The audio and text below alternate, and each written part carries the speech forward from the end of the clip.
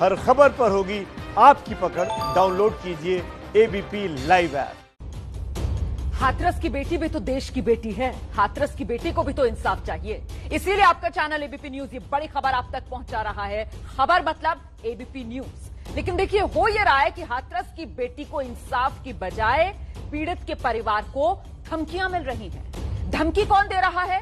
प्रशासन दे रहा है। जिले के जो प्रशासनिक अधिकारी हैं, सबसे बड़े डीएम दे रहे हैं। और जब इन धमकी देने वाले डीएम साहब से एबीपी न्यूज सवाल करता है तो फिर खामोश हो जाती है डीएम की जबान। दिखाते हैं आपको रविकांत ने डीएम से जब चुपते हुए सवाल पूछे तो फिर डीएम साहब की प्रतिक्रिया क्या थी।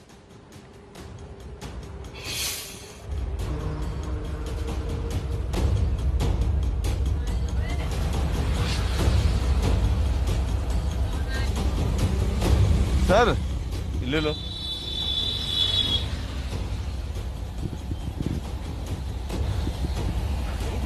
नहीं सर, रुक जाइए। सर बात करना चाहते हैं आपसे। चलो चलो।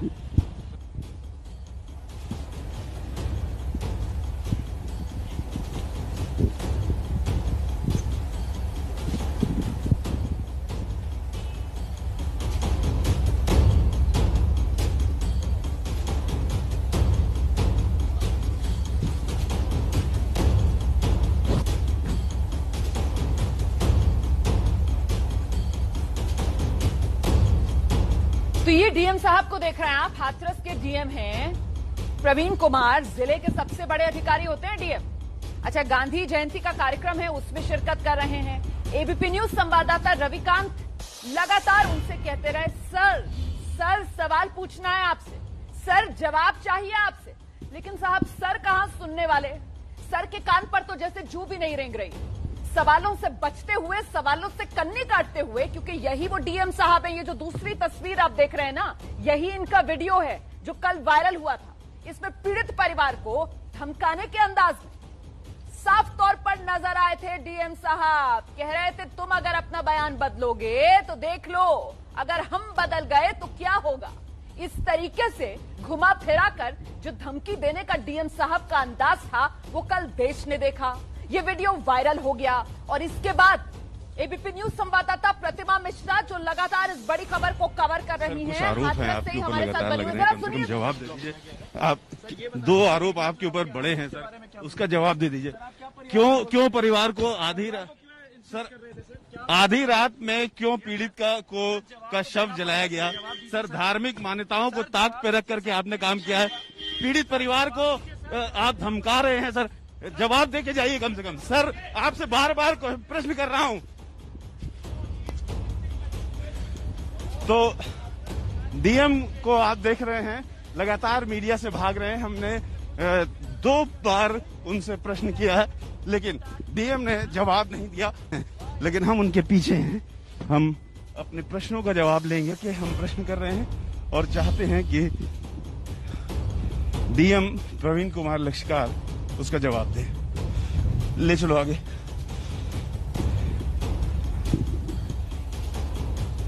हाथरस के जिलाधिकारी प्रवीण कुमार लश्कार से हम सुबह से ही सवाल कर रहे हैं, लेकिन वो हमारे सवालों का जवाब देने की बजाय हमारे सवालों से भागते फिर रहे हैं। हमने 2 बार उनसे कोशिश की कि सवाल का जवाब लें, लेकिन हमारे सामने आकर के भी वो निकल गए। यहाँ उनके आवास पर, जिलाधिकारी आवास पर हम सुबह से ही हैं। हमने उनको संदेशा भिजवाया तो उनका जवाब आया कि थोड़ी देर में कलेक्ट्रेट पहुंच रहे हैं, वहां बात करेंगे। लेकिन 1.5 घंटे तक हम इंतजार करते रहे, वो बाहर नहीं आए। लेकिन जब वो बाहर आए तो उन्होंने हमारे सवालों का जवाब नहीं दिया, बल्कि अपनी गाड़ी तेज करा दी। हम उनके पीछे कलेक्ट्रेट पहुंचे तो कलेक्ट्रेट में उन्होंने आज 2 अक्टूबर को गांधी जी और शास्त्री जी की फोटो पर फूल चढ़ाया। और उसके बाद जब वो बाहर निकले तो हमने विनम्रता पूर्वक उनसे पूछा कि सर, जो आरोप लग रहे हैं उनका जवाब दे दीजिए, प्रशासन पर जो आरोप लग रहे हैं उनका जवाब दे दीजिए। उन्होंने चेहरा घुमा लिया। हमने सीधे सवाल किया कि आप पर 2 बड़े आरोप लग रहे हैं, दोनों आरोप हमने उनको बताए, लेकिन वो लगातार अपनी गाड़ी की ओर बढ़ते रहे और शीशा बंद कर लिया। हमने उनको अपने सवाल बता दिए, लेकिन उन्होंने जवाब नहीं दिया और गाड़ी तेज कर ली। और अब दोबारा जिलाधिकारी आवास में वो वापस चले गए हैं, लेकिन हम यहाँ पर मौजूद हैं उनसे उन सवालों का जवाब लेने के लिए जो न्याय के लिए जरूरी हैं। कैमरामैन रवीश पांडे के साथ रविकांत, एबीपी न्यूज, हाथरस। हम तो यही पूछेंगे, डीएम सर चुप क्यों हैं? डीएम सर सवालों से कन्नी क्यों काट रहे हैं? डीएम सर, जो पुलिस वाले मौजूद थे अंधेरी रात में बेटी की चिता जबरन जला रहे थे बिना परिवार की मौजूदगी में, वो बार बार कह रहे थे हमको कुछ नहीं पता, हमको ऊपर से आदेश है। डीएम सर, किसने आदेश दिए? डीएम सर, इन सवालों से भागिए मत। डीएम सर, एबीपी न्यूज के सवालों से कन्नी मत काटिए। डीएम सर, हाथरस की बेटी को इंसाफ दीजिए। डीएम सर, आप लोकतंत्र के प्रहरी हैं, आप जिले के सबसे बड़े अधिकारी हैं। आपकी इजाजत के बिना जिले में चिड़िया भी पर नहीं पार सकती है, और आपकी ही जिले के अंदर एक बेटी जिसके साथ रेप होता है, जिसकी कमर की हड्डी तोड़ दी जाती है, जिसके साथ ऐसी बर्बरता होती है कि देश भर में उबाल है, और आप उसे इंसाफ दिलाने की बजाय उसी के परिवार को धमका रहे हैं। ये आरोप भी है डीएम सर आप पर, और ये आरोप आप पर लग रहा है क्योंकि आप ही का एक वीडियो सामने आया है। डीएम सर, पीड़ित के पिता से बात करते हुए जरा सुनिए इस वीडियो में किस अंदाज में डीएम सर, डीएम साहब पीड़ित परिवार को धमका रहे हैं। लेकिन मीडिया जब सवाल पूछ रहा है, एबीपी न्यूज पर रविकांत जब इनसे बात करना चाहते हैं तो डीएम साहब से जवाब देते बन नहीं रहा, कन्नी काट रहे हैं डीएम साहब। परिवार को धमका रहे थे, लेकिन कल जरा देखिए। आप अपनी विश्वसनीयता खत्म मत करिए। तो मीडिया वाले मैं आपको बता दूं, आज अभी आधे चले गए, कल सुबह तक आधे और निकल जाएंगे, 2-4 बजेंगे कल रात को, और हम ही आपके साथ खड़े हैं। अब आपकी इच्छा, आपको बार बार बयान बदलना नहीं बदलना है, अभी हम भी बदल जाए कि नहीं। ये डीएम सर का अंदाज, आपको बयान बदलना है नहीं बदलना, हम अगर बदल गए, ये धमकाने का अंदाज। अब इस अंदाज के लिए क्या कहेंगे आप? लेकिन डीएम साहब ने कल बड़ी खूबसूरती से ये धमकी दे दी पीड़ित परिवार को, जब ये वीडियो वायरल हुआ। और अब मीडिया, अब एबीपी न्यूज, अब रविकांत जब डीएम सर से सवाल पूछ रहे हैं तो रविकांत, डीएम सर बगले झांक रहे हैं, डीएम सर से जवाब देते बन नहीं रहा। डीएम सर मीडिया के कैमरे से नजर नहीं मिला पा रहे।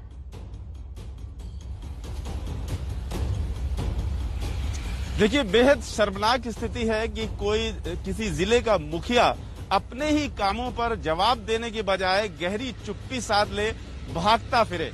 हम लगातार उनके आवास पर थे, उनको हमने अपना संदेशा भिजवाया था। उन्होंने पहले कहा कि हम तुरंत निकल रहे हैं, लेकिन 1.5 घंटे बाद निकले।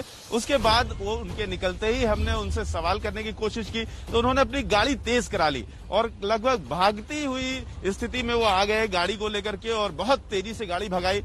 हम कलेक्ट्रेट पहुंचे कि शायद कलेक्ट्रेट पे बात कर लें। कलेक्ट्रेट पहुंचे तो वहां पर सिर्फ वो 3 मिनट रुके। उसमें उन्होंने पहले गांधी जी और शास्त्री जी पर फूल चढ़ाया, उसके बाद आधे मिनट के लिए वो वहां पर रुके और उसके तुरंत बाद वो निकले। हमने तुरंत उनके आगे माइक लगाया, उनसे पूछने की कोशिश की कि सर आपसे जो सवाल है वो सवाल का जवाब दे दीजिए। वो आगे बढ़ने लगे तो हमने उनसे सवाल किए। उनके 2 जो मुख्य सवाल थे वो हमने किए कि जो आधी रात में 2:30 बजे रात में पीड़िता को के शव को जलाया गया, वो क्यों किया गया? अंतिम संस्कार के जो तय मानक हैं उनको क्यों नहीं फॉलो किया गया? उसके अलावा हमने उनसे पूछा कि क्यों आपके ऊपर आरोप है कि आपने घर वालों को धमकाया है। दोनों सवाल उन्होंने सुने, लेकिन तेजी से वो कार में बैठे और तेज से दरवाजा बंद किया और फिर उन्होंने गाड़ी तेज करा दी और तुरंत ही आकर के अपने आवास से फिर चले गए। यानी 5 मिनट के अंदर वो आवास से निकले। जिस देश में प्रधानमंत्री कहते हैं कि वो इस देश की जनता के सेवक हैं, वहां ये अधिकारी अपने आप को क्या समझ रहे हैं? क्या भूल गए हैं हाथरस के डीएम की वो जनता के सेवक हैं? डीएम सर, हाथरस के डीएम सर, आंख कान खोलकर सुन लीजिए आप कि एबीपी न्यूज डटा रहेगा। एबीपी न्यूज आपसे सवाल पूछता रहेगा। एबीपी न्यूज आपसे हिसाब लेकर रहेगा। हाथरस की बेटी को इंसाफ दो डीएम सर, हाथरस की बेटी को इंसाफ दो। एबीपी न्यूज का सिर्फ यही एक एजेंडा है। हम आत्मघाती पत्रकारिता नहीं करते, हम देश की आत्मा को बचाने वाली खबरें आप तक पहुंचाते हैं बिना वक्त गवाए। सीधे रुख करती हूं मैं, बीजेपी के नेता अनिला जी हमारे साथ मौजूद हैं। अनिला जी, ये डीएम साहब का रवैया कि डीएम साहब परिवार को धमकाते हुए वीडियो में रिकॉर्ड हो जाते हैं, वीडियो वायरल हो जाता है। डीएम साहब के ही आदेशों पर अनिला जी रात के अंधेरे में बेटी की चिता जला दी जाती है जबरन, बिना परिवार की रजामंदी के। और अब जब डीएम साहब से सवाल पूछा जा रहा है तो डीएम साहब के पास जवाब है नहीं, कन्नी काट रहे हैं, बगले झांक रहे हैं, कैमरे से नजर नहीं मिला पा रहे हैं। इन पर एक्शन कब होगा?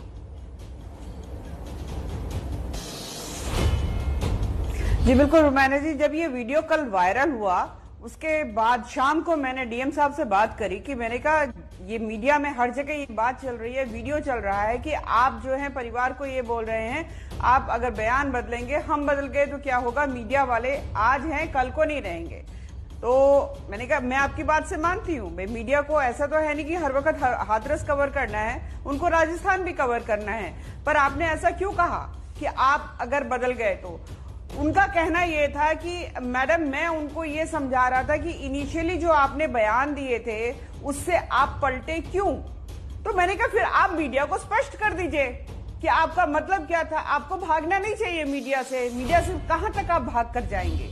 तो मतलब मैं आपको वो बता रही हूँ जो डीएम साहब ने यहाँ पे कहा था, पर मुझे लगता है कि इतना हाई प्रोफाइल केस हो गया है, यहाँ पर आप मीडिया से नहीं बच सकते हैं। सामने आकर आप तो ये सुनकर रहना हो रही है कि आपसे बात कर ली, आपसे बात कर ली डीएम साहब ने, अच्छी बात है आपसे बात की डीएम साहब ने, लेकिन डीएम साहब को मीडिया के कैमरों से ऐसी क्या दिक्कत हो गई है? DM G, DM sir, DM साहब, एबीपी न्यूज डटा रहेगा, आपसे सवालों का जवाब लेकर रहेगा। आपने कैसे रात के अंधेरे में बिना परिवार की अनुमति के जबरन बेटी की चिता जलवा दी? आपने कैसे परिवार को धमकाया? डीएम साहब, आप पर कार्रवाई होनी चाहिए।